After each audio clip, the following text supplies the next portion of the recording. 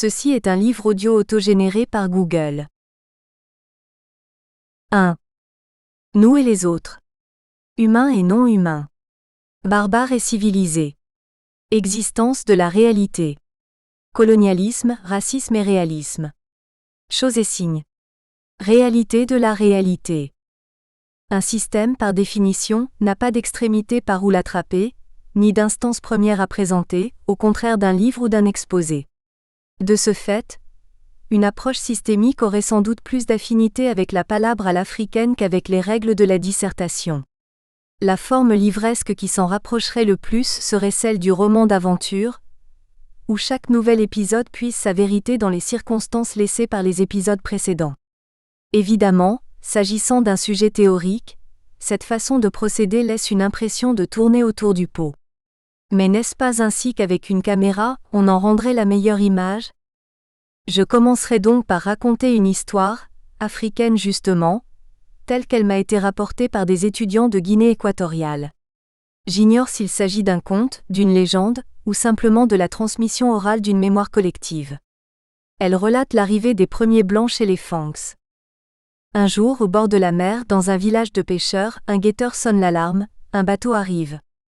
L'événement est plutôt banal, exception faite que ce navire est d'un type qu'on n'a jamais vu, il a des voiles carrées. Alors on rassemble le village. On ne sait jamais, ce sont peut-être des ennemis. On s'arme. On attend. On regarde le bateau qui approche. On observe descendre une embarcation. Des hommes à bord qui se dirigent vers le rivage.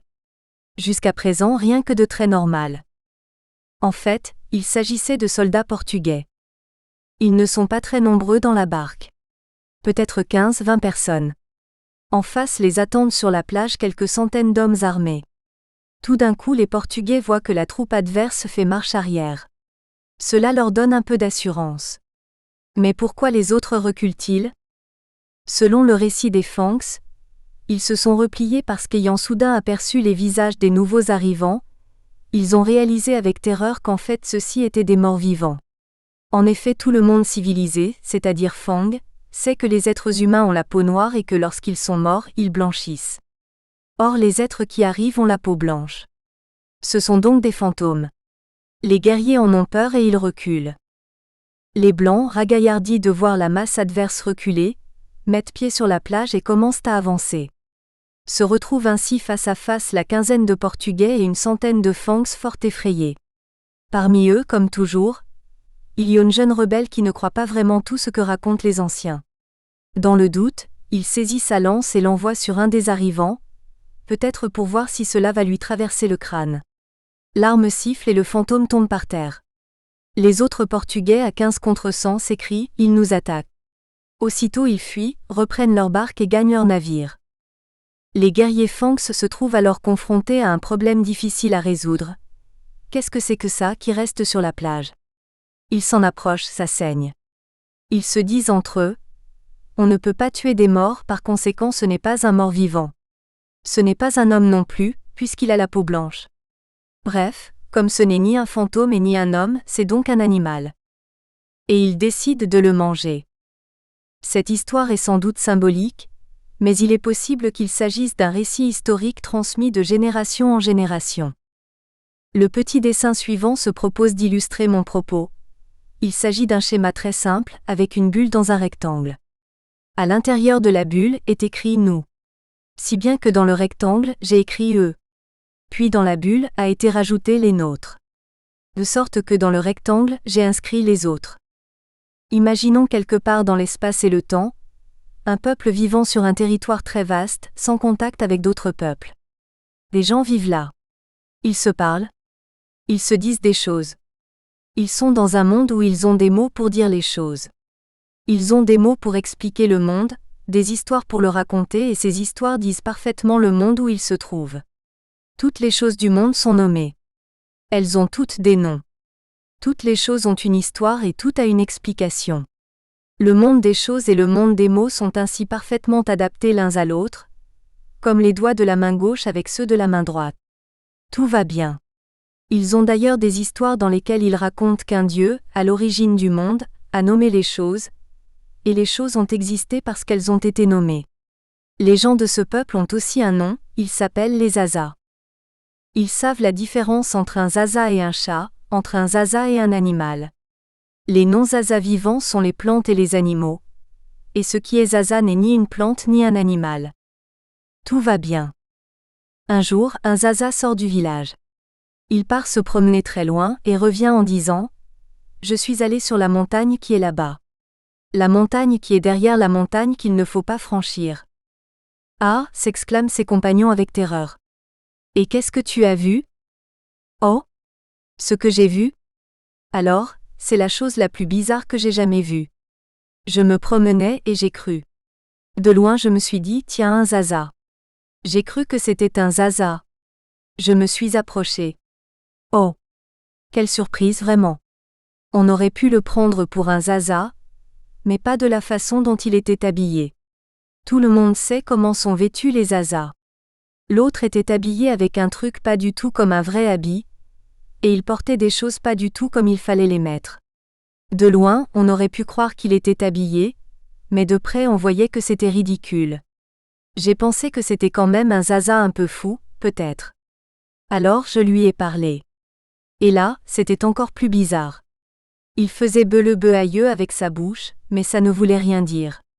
Ce qu'il disait ressemblait à des mots, mais ce n'en était pas. En fait, il ne parlait pas, il faisait semblant. Il irritait. Cette découverte pose un grave problème. Elle implique l'existence d'êtres qui soient comme des Zazas sans être des Zazas. Jusqu'à présent, on connaissait les singes et ils étaient faciles à distinguer. On percevait sans problème, à de nombreuses caractéristiques, la différence entre un Zaza et un animal. Et là, on vient de découvrir des animaux qui sont comme les Zazas. Presque identiques. Le fait qu'ils nous imitent n'est pas extraordinaire en soi car beaucoup d'animaux le font, comme le singe ou le chien. Mais cette espèce nouvelle est spéciale, d'apparence ils sont comme nous sauf qu'ils ne parlent pas. Or c'est la parole qui distingue le Zaza. Le Zaza est Zaza parce qu'il parle. Le chien n'est pas Zaza parce qu'il ne parle pas, il dit quelques mots toujours les mêmes. Et ces êtres qui sont comme les Zazas ne parlent pas. Ils font semblant à la manière du perroquet, du chien aussi parfois quand il aboie. Une fois analysée la situation, se pose alors la question de savoir ce qu'on peut faire avec ces êtres. On peut les oublier ou bien aller les voir. Éventuellement, ça peut devenir intéressant. Si c'est comme des Zazas sans être des Zazas, on peut imaginer les faire travailler, les dresser. S'il s'agit d'animaux, on peut les utiliser. Le débat est ouvert. Toujours est-il qu'à partir du moment où quelqu'un a rencontré ça, vont se produire des allers-retours, des contacts. Plusieurs possibilités se présentent quant au déroulement des interactions. Si les autres ne se laissent pas observer facilement, il va y avoir des retours de bâton. On peut supposer que de leur côté, ils développent la même analyse de la situation. En tant qu'observateurs, nous qui avons un point de vue un petit peu au-dessus, nous savons que ce ne sont pas des animaux parce qu'on nous l'a dit. Puis un jour, l'un des Zazas commence à faire du troc, des affaires. Il part observer les autres et découvre qu'ils possèdent des choses intéressantes. Il essaie, dans la bouillie sonore de leur beuleux-beuleux, de distinguer quelque chose qui ait une signification. Un observateur extérieur dirait qu'il apprend leur langue. Et peu à peu, il va savoir parler comme les autres. Se pose alors un autre problème, plus grave que le précédent. Un Zaza a appris une autre langue, c'est-à-dire d'autres noms, d'autres manières de regrouper les choses, d'autres catégories, d'autres histoires sur les choses. De ce fait, il possède deux langues. Celle des Zazas et celle des autres. Ce faisant, il invente le concept de langue. Dans la première partie de cette histoire, dire qu'il faisait beuleux-beuleux, sous-entendait qu'il y avait d'un côté les civilisés, la civilisation, et de l'autre côté les autres qui ne parlent pas. Ce qu'ils disent n'est pas vraiment une parole. Cela ressemble à bareux-bareux. Ce sont des barbares. Ils vivent en barbarie. Le mot barbare vient du grec barbaros qui a donné naissance à des termes comme berbère, barbaresque. Il y a un mot en français qui lui ressemble, c'est blabla. Ma langue et le monde sont en parfaite adéquation. Tous les miens, tous les nôtres le savent.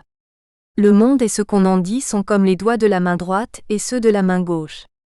Or voici d'autres gens qui disent d'autres choses. et qui ont pourtant la même opinion à propos de ce qu'ils disent et de ce qu'est le monde. Face à ces autres, plusieurs solutions se présentent. On peut penser, ils disent autrement que nous, donc ils n'ont pas raison. Car le monde est comme nous pensons qu'il est. Tout ce qui existe est comme nous le voyons. Mais si le monde est vraiment ainsi, pourquoi d'autres le verraient-ils autrement ? Peut-être n'ont-ils pas eu de chance parce qu'ils n'ont pas appris comme il faut.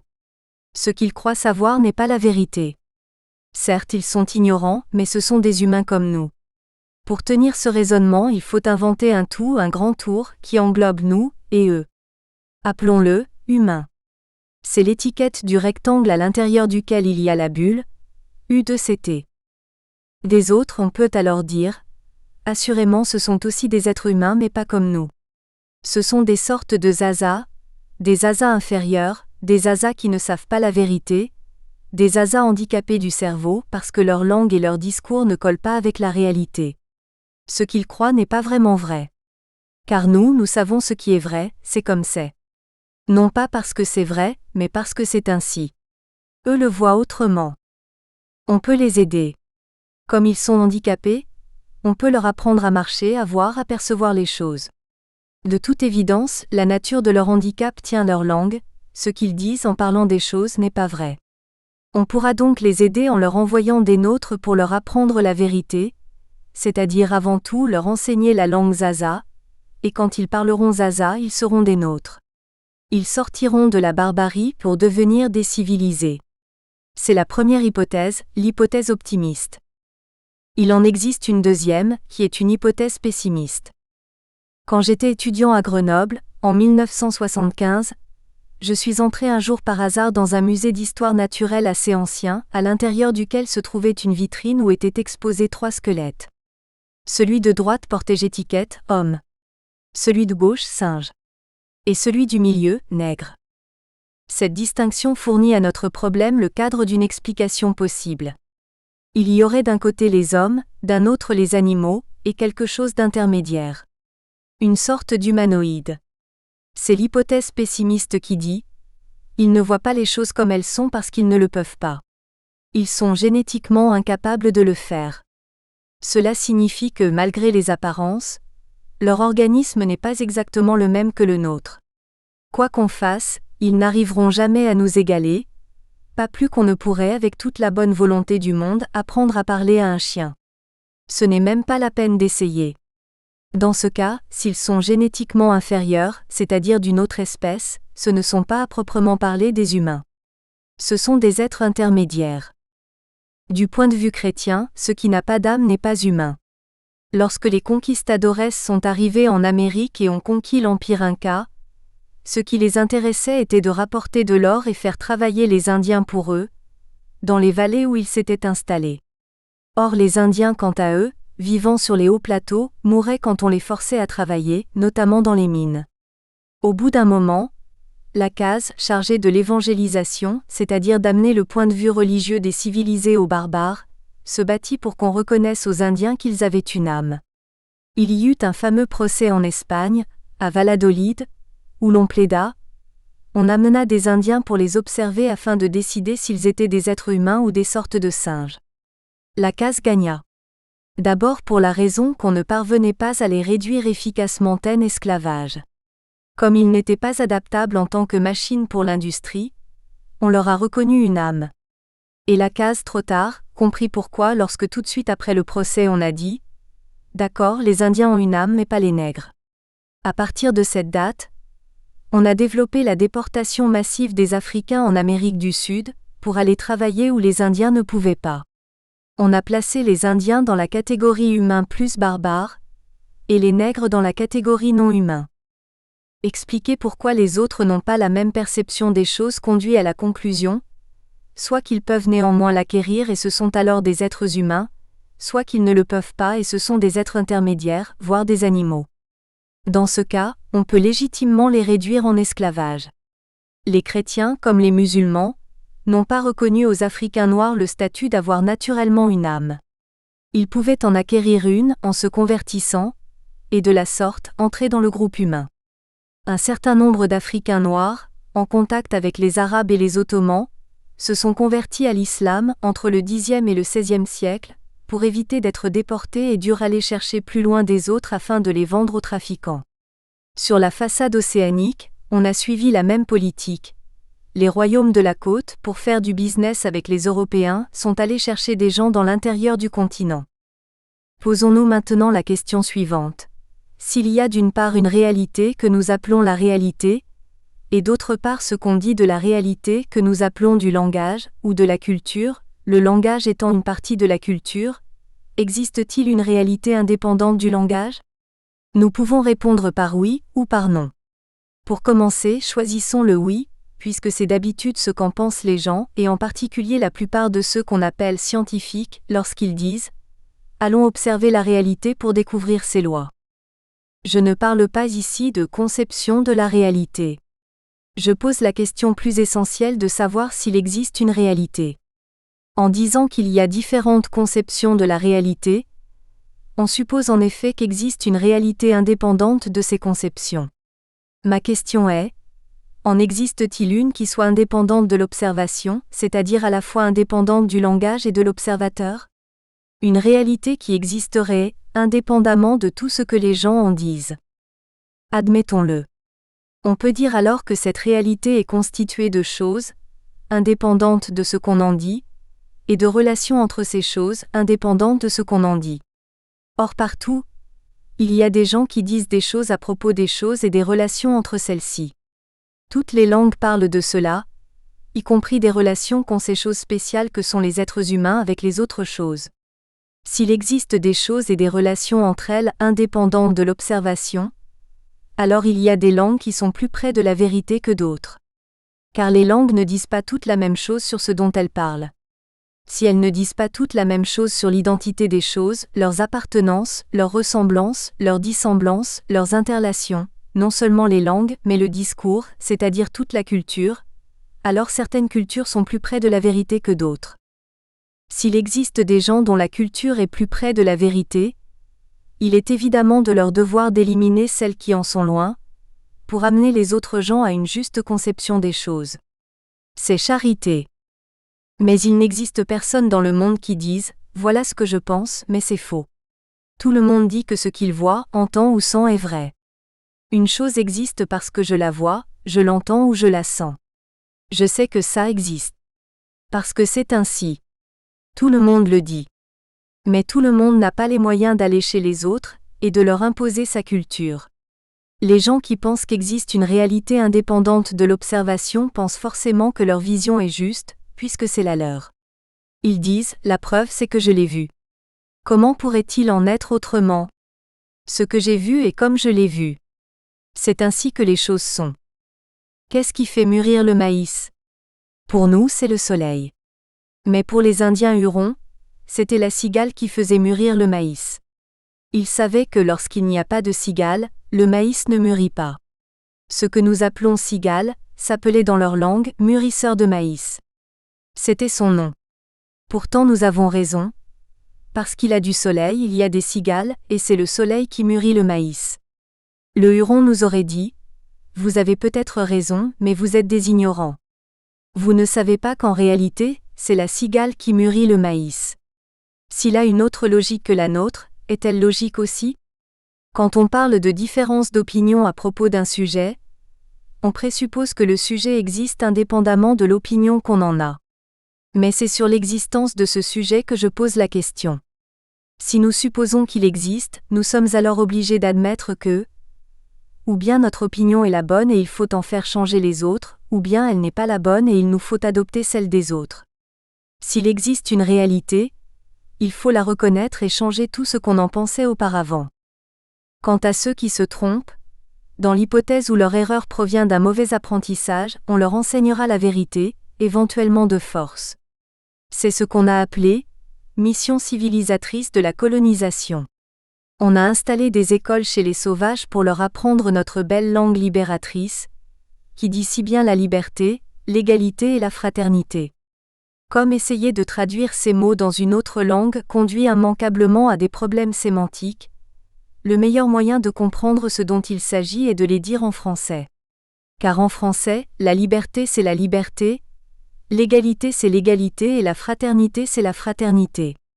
Comme toutes les devises et les slogans, cela se comprend aussi facilement que cela s'exprime. Il n'y a pas besoin d'en dire plus. Dans une autre langue, il faudrait éventuellement écrire des pages pour expliquer ce que les Français conçoivent par liberté, ce qu'ils entendent par égalité et ce que signifie pour eux fraternité. Les Anglais, de leur côté, pensent également que seule la langue anglaise permet de bien dire les choses. Il existe même un amendement à la Constitution des États-Unis qui stipule que l'anglais et l'allemand sont les seules langues permettant d'exprimer des concepts scientifiques. La conséquence en est qu'aux États-Unis, on ne peut faire de communication scientifique officielle qu'en anglais ou en allemand. Nombre de personnes ont participé à la colonisation, avec l'idée de libérer d'autres peuples. Même de nos jours, il n'est pas rare de lire sous la plume de gens qui se prétendent progressistes, qu'en dehors des exactions commises par les armées, il y a eu un aspect civilisateur de la colonisation. Le philosophe Karl Marx lui-même a écrit que les peuples du Maghreb ne pourraient accéder au stade ultime de développement de l'humanité, supposé être le communisme, qu'en étant d'abord colonisés et en adoptant la culture occidentale. Selon l'hypothèse optimiste, l'application de l'affirmation disant qu'existe une réalité indépendante de l'observateur est « Puisque ma réalité est la bonne, je l'apprends aux autres et je leur rends service ». Selon la deuxième hypothèse, ils ne le peuvent pas et n'y arriveront jamais, parce qu'ils ne sont génétiquement pas doués pour cela. Dans ce cas, il existe des êtres supérieurs et des êtres inférieurs. Remarquons qu'en disant qu'existe une réalité indépendante de l'observation, on infère de toute façon qu'existe une culture supérieure qui décrit bien la réalité, et des cultures inférieures qui la disent mal. S'il y a des êtres supérieurs et inférieurs, génétiquement déterminés, alors les êtres supérieurs sont justifiés d'utiliser les êtres inférieurs pour développer leur propre supériorité. De nombreuses théories ont affirmé et continuent de soutenir ce point de vue. Certains hommes politiques proclament qu'existe une inégalité des races. Cela implique évidemment que certaines soient en haut et d'autres en bas. Telles sont les conséquences de l'affirmation selon laquelle il existe une réalité indépendante de j'observation. Personnellement, je n'aime ni l'une ni l'autre de ces conclusions pour la raison que je sais à quoi elles ressemblent. Elles ont déjà été expérimentées. On les a vues et on les voit encore à l'œuvre. Comme je n'aime pas ce qu'elles réalisent, je préfère donc choisir l'autre alternative. Je répondrai non à la question de savoir s'il existe une réalité indépendante de l'observation. Quelles conséquences vais-je en tirer ? Cela devient complexe. Pour Ferdinand de Saussure, le signe linguistique est composé d'un concept et d'une image acoustique, aussi inséparables l'un de l'autre que la pile et la face d'une pièce de monnaie. Plus tard, il a proposé d'appeler l'image acoustique signifiant et le concept signifié. D'autres ont par la suite utilisé cette double appellation pour inventer quelque chose qui n'est pas saussurien, en assimilant le signifiant au mot et le signifié à la chose. Mais pour Saussure, le signifié était un concept, représenté dans son cours par le dessin d'un arbre, et le signifiant une image acoustique, celle du mot arbore en latin. Non pas le mot lui-même, ni même sa forme, mais son image acoustique. Autrement dit, son impression dans le mental. Il dit, le signe est une entité psychique. Nulle part dans son exposé il n'est question d'une chose. Ce que montre le dessin n'est pas l'arbre, mais le concept de l'arbre. Ce que montre arbore n'est ni une chose, ni une masse sonore, mais l'image acoustique mentale du mot. On a par la suite réduit cette proposition en disant « Il y a des choses, il y a des arbres et il y a des mots. » Mais ce n'est pas dans Saussure. Plus tard encore, on a inventé le référent, pour parler d'une chose supposée réelle dont le signe serait concept. On a fabriqué un triangle, mot concept référent. Selon le structuraliste Ullmann Huit, s'il y a un mot arbore pour désigner l'arbre, c'est qu'existe dans la nature quelque chose qui attend d'être nommé. Sa proposition affirme l'inverse de celle qui dit « Dieu nomme les choses et les choses existent ». Pour lui, les choses existent et les hommes leur donnent des noms. C'est la position classique du matérialisme bourgeois, et c'est bien comme cela que pensent généralement les Occidentaux. C'est aussi de la sorte que raisonnent la plupart des sciences. Elles disent découvrir des choses et elles leur donnent des noms. S'agissant d'un objet simple, comme une bouteille, on trouve en général dans toutes les langues un mot qui le désigne. dans la mesure où on y utilise des bouteilles et qu'elles ne sont pas des cadeaux tombés du ciel comme dans le film Les dieux sont tombés sur la tête. Mais pour ce qui est par exemple de l'arbre, le mot qui le désigne dans le dictionnaire désigne-t-il aussi ce qu'il y a dans la terre, les racines? Suivant les langues, ce n'est pas évident. Car il n'est pas évident de dire que les racines qui ne sont pas visibles appartiennent à l'arbre qui est visible. L'existence même de l'unité plus petit que arbre plus grand que n'est pas facilement délimitable. Pour un objet comme une bouteille, on peut penser qu'il est aisément isolable de l'environnement. Le problème est pourtant, ce qui est dedans fait-il ou non partie de la bouteille? En français, on peut dire une bouteille de verre ou une bouteille d'eau. On peut dire aussi dans la langue courante, boire une bouteille. Le contenu de la bouteille est-il une unité? Est-ce un objet? En français, on ne peut pas dire boire une eau. Le contenu n'est pas un objet. C'est de la matière qui est dedans. C'est de l'eau. Mais dans d'autres langues, comme chez les Hopis, c'est un objet, c'est une eau. Nous pouvons reformuler ainsi le problème de la réalité. Existe-t-il des objets et des relations entre eux qui attendent d'être nommés? Par exemple, en français, on distingue les objets comptables des non comptables et les choses des substances. Mais ces catégories ne correspondent pas à celles de nombreuses langues non européennes.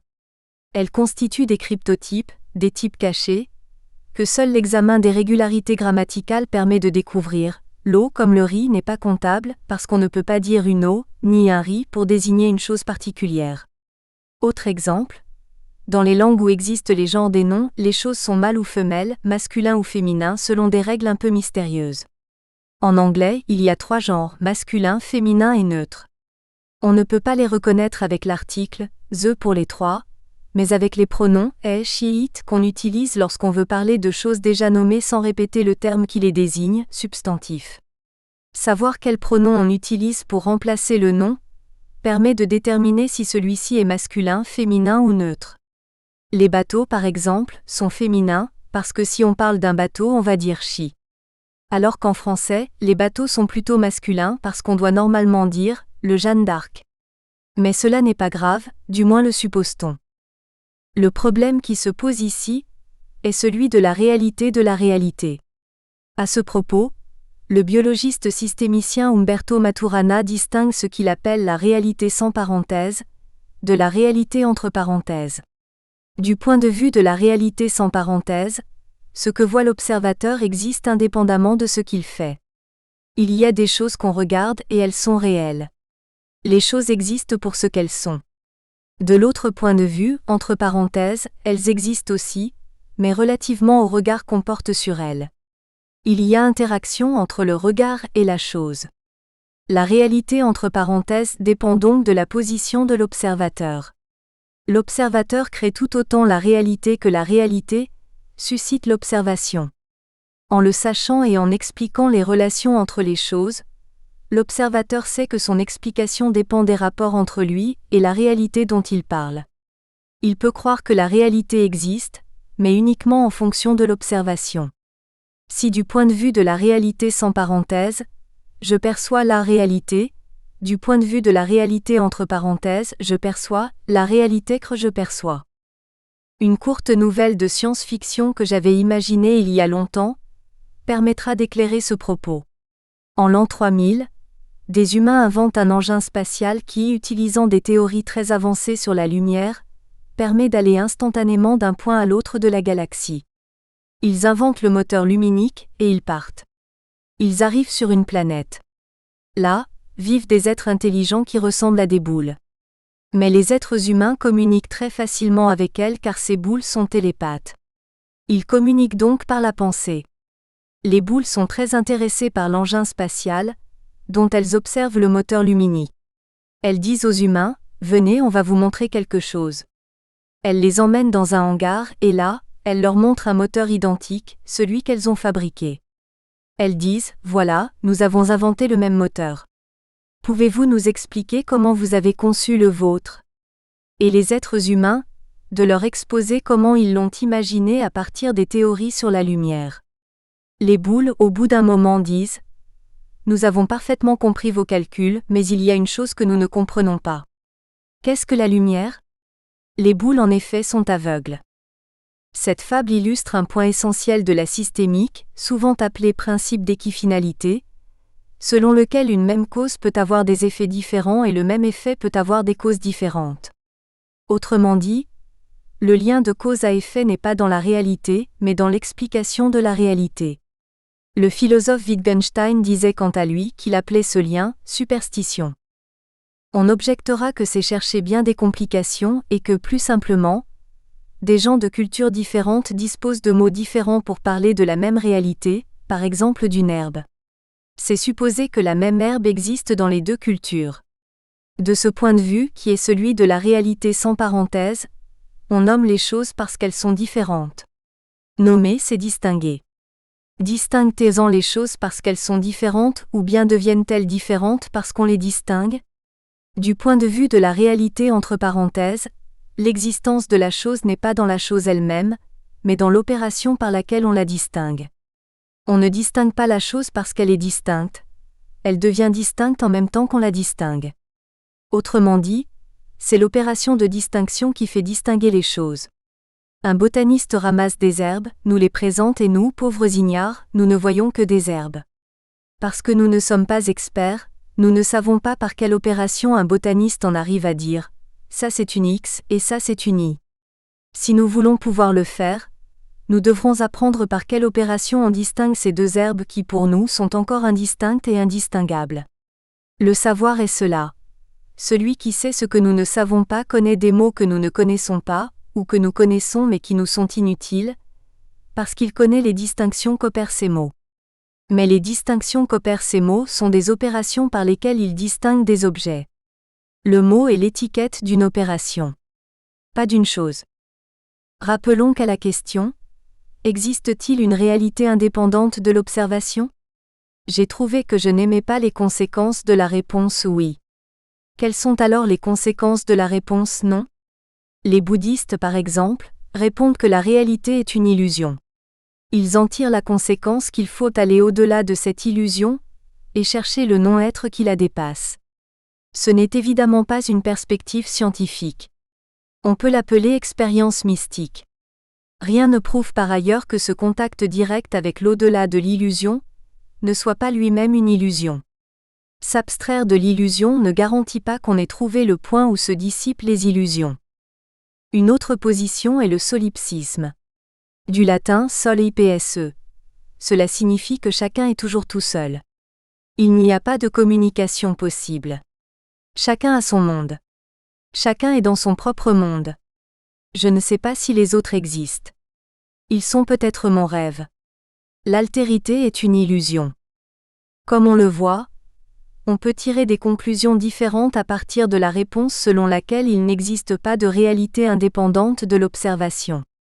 Selon le constructivisme, on peut affirmer que la réalité est une construction du mental.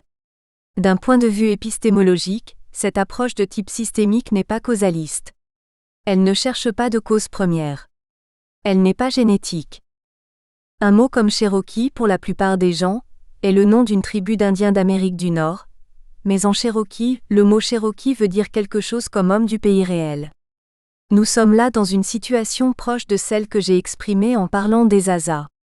Dans beaucoup de langues, le nom générique du membre du peuple qui la parle veut dire être humain. C'est notamment le cas des Indiens d'Amérique du Nord, où avant l'arrivée des civilisateurs blancs, les territoires étaient très vastes, avec une population infiniment moindre que celle actuelle des États-Unis. C'est aussi le cas en Patagonie, où par exemple, le nom du peuple Yamana signifie dans leur langue « nous, notre peuple », et où le terme Kawaksar désignant une ethnie de nomades maritimes peut se traduire par « les gens du même groupe qui parlent la même langue », ou par être rationnel fait de peau et d'os. On pourrait se poser la question de savoir si penser que les autres sont des barbares est un trait universel de tous les groupes humains. Tous les hommes appartenant à un groupe ont-ils, à un moment de leur histoire, jugé que les membres des autres groupes n'étaient pas véritablement des humains ?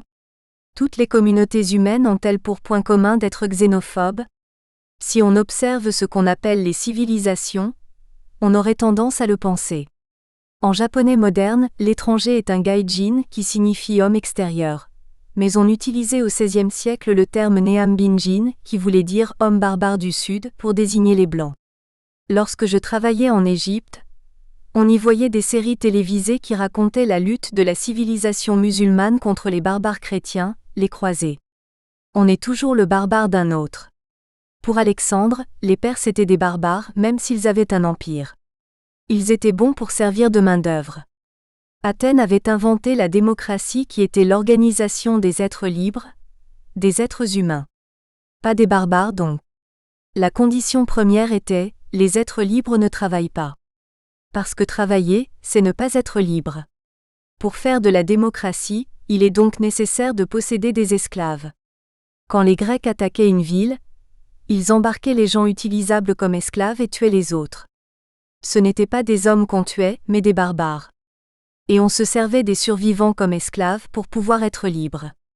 Mais ce faisant, on ne leur faisait aucun mal, puisque ce n'étaient pas des êtres humains. Nous ne trouvons pas ignoble d'avoir un chien et de lui dire « assis, debout, couché ». Si l'autre en face de nous n'est pas un être humain, nous pouvons lui dire la même chose. Sa soumission sera profitable aux êtres libres pour créer de la culture, de la liberté, de la démocratie. Lorsque les Hébreux ont pris Jéricho, la Bible dit qu'ils ont tué tout le monde, hommes, femmes, enfants et animaux. Ce qu'ils voulaient prendre n'étaient pas les gens comme esclaves, mais leur territoire. C'était la règle à l'époque quand on allait chez les autres. Si on voulait prendre leurs terres, on les supprimait. Sans problème de conscience, puisque les autres n'étaient pas des êtres humains. Le concept d'humain, dans son universalité, est très récent. Il implique qu'on ait créé une frontière, au-delà de la diversité des groupes humains, qui regroupe tout ce qu'on appelle humain. Ce concept n'est pas partagé par tout le monde, loin de là, à la surface de la Terre. S'il n'est pas encore opérationnel, on peut néanmoins supposer qu'il le devient, en particulier parce qu'existe une espèce de culture humaine, terrienne, dans laquelle on a fait apparaître des êtres mythiques, extérieurs, qu'on a appelés extraterrestres. L'existence de ces derniers va de pair avec celle des humains. Pour qu'existe un collectif humain, il lui faut une frontière, c'est-à-dire un au-delà de cette limite, un extérieur contenant d'autres êtres, non humains, doués de parole. Le fait qu'on fasse virtuellement exister les extraterrestres est corollaire du fait que l'humain commence à exister en tant que tel. Quand l'humanité existera vraiment, il est à parier que les extraterrestres apparaîtront. Surgiront alors d'autres problèmes, et on inventera d'autres frontières plus vastes. 2. Savoir, croyance et réalité. Humain et extraterrestre. Nom et chose. Carte et territoire. Quelle différence y a-t-il pour un Français entre ce qu'il croit, ce qu'il sait et ce qui est ? Qu'est-ce que croire ? En France, il est possible de dire qu'on croit ou non en Dieu. De même peut-on croire ou non qu'il y a de la vie sur d'autres planètes. Quand je me trouvais en Égypte à l'époque du président Sadat, allié des Américains après que son prédécesseur, Nasser, eût été l'allié de l'URSS, les étudiants me posaient souvent la question « Vous croyez en Dieu ?» La première fois j'ai répondu « Non. » « Vous êtes pour les Russes ?» ont-ils répliqué. Après avoir de nouveau répondu non, l'un d'eux m'a exposé pendant 2 bonnes heures les preuves de l'existence de Dieu selon sa vision du Coran. Il ne m'a pas convaincu, mais son discours était très instructif, bien que peu différent de ce qu'un chrétien aurait dit dans les mêmes circonstances. Lorsque par la suite, on m'a demandé si je croyais en Dieu, ayant compris que si je continuais à répondre non je n'allais plus m'en sortir, j'ai répondu « ça me regarde ». De leur point de vue, en avouant mon incroyance, j'étais comme les gens d'avant le prophète, de la période dite de l'ignorance. Plongé dans cette disgrâce, je ne pouvais être que malheureux et il était du devoir du croyant de me faire entrer dans le grand bonheur de ceux qui savent. Mais comme je suis un ignorant qui ne pense pas qu'il l'est, et que de surplus je n'ai pas envie d'être importuné par des discours, j'ai trouvé cette réponse acceptable pour un musulman de dire que c'était une affaire entre moi et ma conscience qui ne le regardait pas. En France, dire qu'on croit ou qu'on ne croit pas en Dieu trace une frontière entre le groupe des croyants et celui des non-croyants. Sans plus. En Égypte, si un professeur égyptien de l'éducation nationale déclare publiquement qu'il ne croit pas en Dieu, il perd son poste. Il n'a plus légalement le droit d'être professeur. En France, croire ou ne pas croire en Dieu ne produit aucun changement dans le statut de la personne. Croire ou non aux extraterrestres n'a aucune importance. Le fait de croire ou ne pas croire permet dans cette culture de classer les gens en 2 catégories qui ne sont pas hiérarchisées. Celui qui croit pense qu'il a raison et que celui qui ne croit pas a tort, et réciproquement. Mais du point de vue de l'ensemble de la communauté, cela ne les divise pas en deux catégories dont l'une serait supérieure à l'autre. Tel n'est pas le cas dans de nombreux autres pays, comme les nations islamiques et l'Inde. Pour distinguer ce qu'on différencie en opposant ce qu'on croit, ce qu'on sait et ce qui est, posons-nous la question: qu'arrive-t-il si on ne partage pas l'opinion des autres à ce sujet? Comme nous l'avons vu, le fait de croire ou ne pas croire permet de classer les gens comme croyants et incroyants par rapport à quelque chose. Cela implique l'existence d'une catégorie plus vaste à partir de laquelle le croyant peut simplement dire de l'autre: c'est un incroyant. Et l'incroyant, c'est un croyant. Quelles sont les choses qu'on sait? Personnellement, je sais qu'au moment où j'écris, il est entre 11h et midi quelque part dans le monde. Je sais que la Terre est ronde. Si une personne déclare que la Terre n'est pas ronde et le professe dans un cours à l'université, on se moquera d'elle. Je sais compter. Je sais que 2 et 2 font 4 en base 10. Si quelqu'un dit le contraire de ce qu'on sait, par exemple en affirmant que la Terre est plate comme une assiette ou que 2 et 2 font 5, on dira que c'est un ignorant. Face à ceux qui savent, il y a ceux qui ne sachant pas sont ignorants. En disant cela, on hiérarchise. On place la communauté des gens qui savent au-dessus de celle des gens qui ne savent pas. Car le savoir est positif. Les ignorants sont inférieurs aux savants.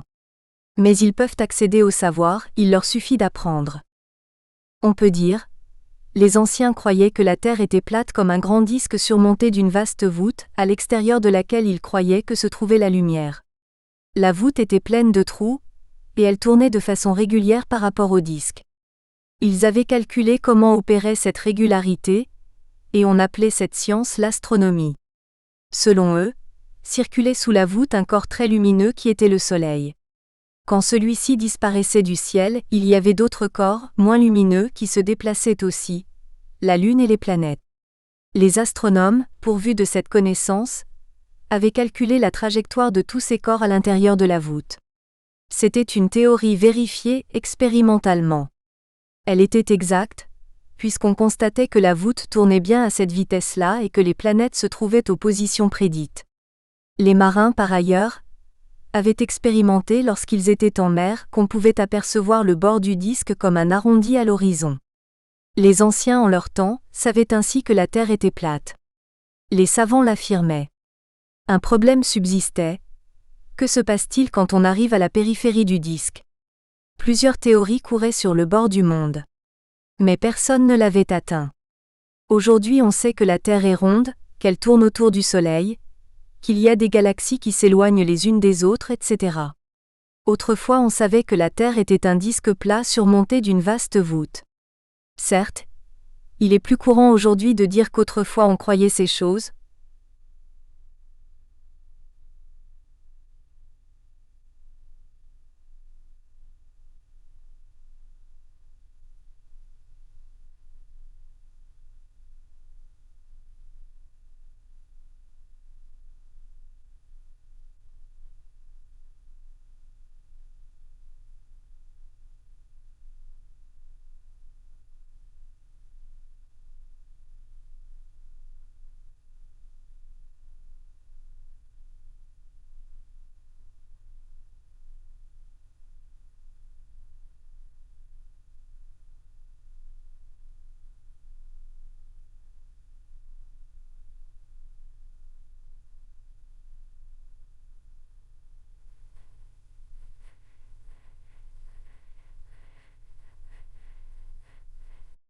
Parce qu'on saura autre chose. Je peux croire que les extraterrestres existent ou n'existent pas. Je peux même affirmer des choses que je ne sais pas. Mais imaginons que je dise: j'ai joué du piano toute la journée, et que quelqu'un me réplique: du piano? C'est impossible. Les pianos n'existent pas. Je serai interloqué, car lorsque je parle de piano, je ne me pose pas la question de savoir si les pianos existent. En utilisant un mot, je parle de quelque chose et je sous-entends du même coup que cette chose existe. Le logicien Carnap disait que l'égalité A égale A n'a pas de sens, parce que poser A pose en même temps que A égale A.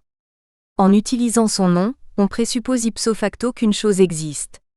Ce dont on parle existe parce qu'on ne parle que de choses existantes. C'est pour cela que la phrase « Dieu n'existe pas » est un paradoxe puisqu'elle pose un sujet et en nie l'existence dans la même proposition.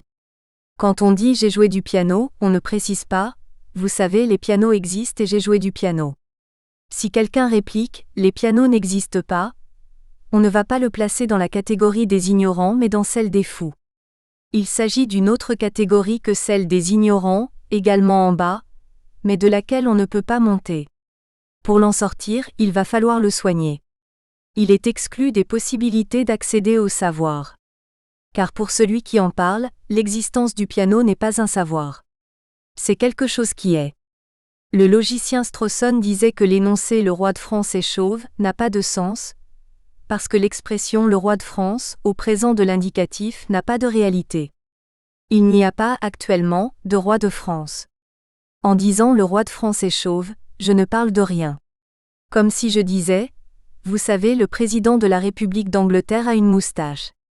Si quelqu'un nie les choses qui sont, affirme qu'elles ne sont pas, ou parle de choses qui n'existent pas, il sort de la communauté des êtres humains sensés. Il fait partie des fous.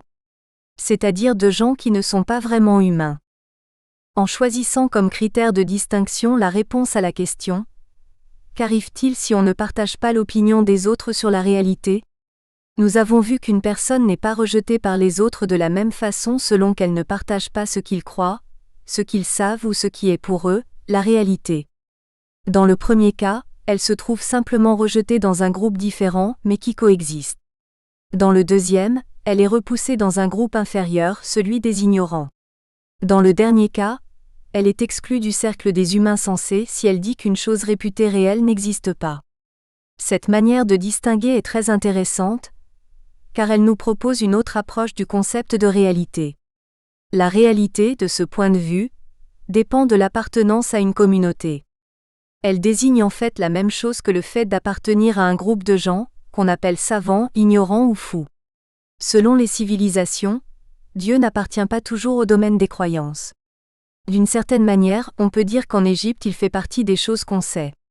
Ne pouvoir être professeur si on dit qu'on ne croit pas en Dieu, signifie qu'en disant cela, on fournit la preuve qu'on fait partie des ignorants.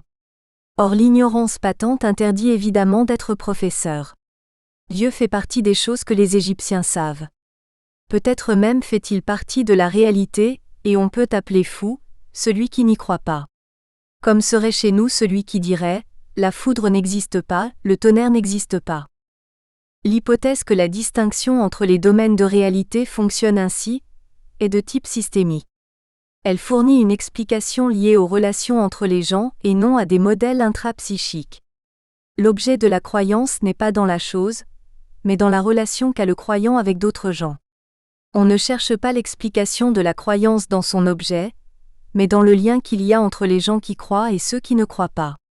S'agissant de ce qu'on appelle la réalité, les choses qui sont supposées être sans qu'on se pose de questions sur leur existence existent pour ceux qui disent qu'elles existent, ou plutôt, puisqu'on ne dit jamais que des choses existent, elles existent chez ceux pour qui elles existent. C'est évidemment une tautologie. Pour déterminer sur quoi elle porte, il faut un observateur extérieur qui dise « Tiens, pour ces gens, telle chose existe ». En disant cela, il sous-entend qu'elle n'existe pas forcément pour d'autres. Si on vous demande combien il y a de choses à l'intérieur de la pièce où vous vous trouvez, vous pourrez donner une réponse, mais cela risque d'être très long. Il serait très intéressant de faire venir quelqu'un qui n'est jamais entré dans une salle de ce type, et de lui demander combien il voit de choses. Il distinguera probablement des choses où vous n'en avez pas vu, et il ne verra pas de choses là où vous en avez vu. Donnons un exemple. Dans la langue de certains Indiens d'Amérique du Nord, il y a un adjectif différent pour distinguer les couleurs vivantes et les couleurs non vivantes. Le vert de la feuille est celui d'une chose inerte qui pour nous, a la même couleur, n'est pas désigné par le même mot chez cet Indien qui lui distingue deux couleurs différentes. Car s'il y a deux mots différents, c'est qu'il y a deux couleurs différentes. Moi, je ne les distingue pas, mais je sais en consultant un lexique de la langue de cet Indien qu'il en voit deux là où je n'en vois qu'une. Si on lui montre une peinture ou une photographie en couleur, il trouve toujours que la reproduction des couleurs est mauvaise, comme une photographie en noir et blanc. Car les couleurs de la reproduction sont mortes. Les choses existent parce que nous les faisons exister. Elles existent pour nous parce qu'elles existent dans notre communauté, et que nous en faisons quelque chose. Nous distinguons ces choses parce que cette distinction fait partie des opérations que nous faisons. Un groupe humain est un groupe qui agit d'une certaine façon. J'appelle culturelle cette façon d'agir en tant qu'elle est différente de la façon d'agir d'un autre groupe, et j'appelle humaine les façons d'agir qui sont les mêmes pour tous les hommes. Comme il me manque les extraterrestres, je ne peux pas faire la différence par rapport à eux. Mais que fait-on quand on imagine les extraterrestres? On invente des façons d'agir qui ne sont pas celles des humains. Il est très intéressant dans la science-fiction d'observer comment la façon d'agir des extraterrestres nous éclaire sur la façon d'agir des humains en tant que groupe global. C'est pour cela que très souvent, les extraterrestres de la science-fiction sont des monstres, car ainsi leur manière de faire nous positive, nous, êtres humains. On représente une façon d'agir complètement négative de manière à montrer ce que nous, humains, nous ne faisons pas. Par exemple, nous ne nous mangeons pas les uns les autres. Nous mangeons des plantes et des animaux. Si un observateur voit qu'un humain A mange un être humain B, cela veut dire que A ne considère pas B comme un être humain, mais comme un animal. Pourtant, rien d'objectif ne permet d'affirmer « tel être est humain ». Celui qui le dit l'affirme. Mais il pourrait dire le contraire. Il pourrait dire « j'appelle être humain les gens qui sont comme moi, c'est-à-dire ceux qui ont les cheveux bruns et les yeux marrons ». Alors pour lui, tous ceux qui n'ont pas les cheveux bruns et les yeux marrons ne sont pas des êtres humains et il peut les manger. Je pourrais moi aussi affirmer cela, mais il faudrait alors que j'en tire les conséquences qui risqueraient d'être violentes et de ne pas me plaire. Quand on lit des revues de voyage du XIXe siècle, on y trouve des récits surprenants supposés écrits par de vrais voyageurs dignes de foi. En particulier, à propos de cannibalisme. Pour moi, j'appelle humains des gens qui ne mangent pas d'autres êtres humains. Et je ne pense pas que des gens où que ce soit aient mangé ou continuent à manger d'autres individus en pensant de manière sensée qu'il s'agit d'êtres humains. J'ai entendu parler de guerriers qui dévorent parfois ceux de la tribu adverse pour en acquérir le courage. Comme certains mangent du cheval parce que ça fait courir, mais je n'ai jamais entendu parler de gens qui se mangent à l'intérieur d'une même tribu. S'il s'agit d'une autre tribu, où les autres sont des barbares, on peut les tuer. Si on les reconnaît comme non humains, il devient possible de les manger. Par exemple, je mange du mouton sans problème, mais je n'ai jamais parlé avec un mouton.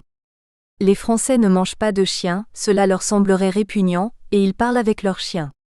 Aux Philippines, il arrive qu'on serve des brochettes de chiens, mais ces chiens n'ont pas de nom, on ne les appelle pas, on ne leur parle pas. Ils ne sont pas humanisés. Si un Français a un petit lapin domestique dans son appartement, il ne le mangera pas, car il a un nom, il est humanisé, il fait partie de la famille. Nous espérons que vous avez apprécié cet aperçu. Pour continuer à écouter ce livre audio sur Google Play Livres, utilisez le lien dans la description de la vidéo.